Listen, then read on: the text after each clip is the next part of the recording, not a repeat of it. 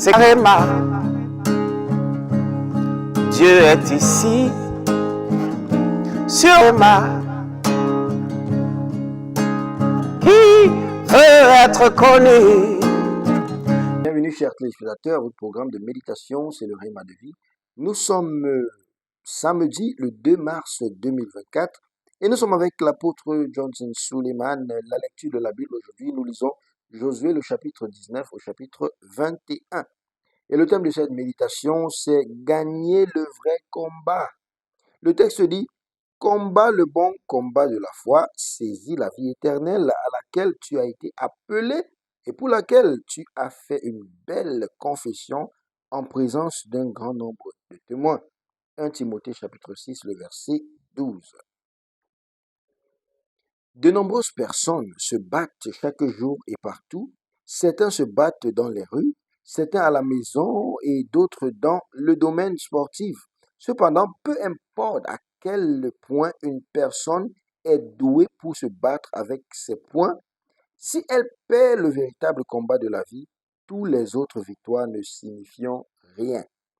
Le vrai combat de la vie ne se mène pas avec vos poings, il se mène dans votre cœur.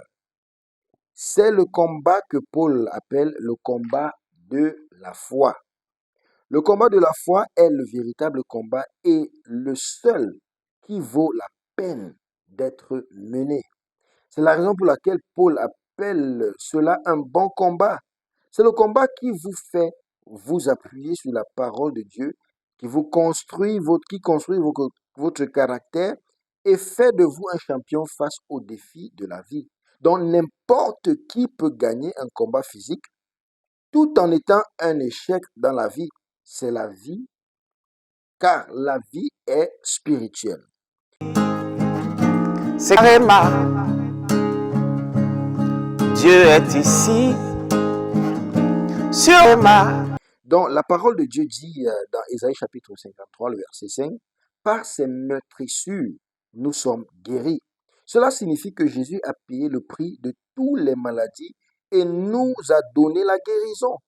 Par conséquent, quels que soient les symptômes de la maladie dans votre corps, vous devez le rejeter en déclarant uniquement ce que Christ a fait pour vous. Donc, vous devez agir par la foi en ce que Christ n'a jamais donné à la suggestion de la maladie. Donc, vous n'avez pas été guéri le jour où le mal a quitté votre corps, mais vous avez été guéri le jour où Christ l'a dit.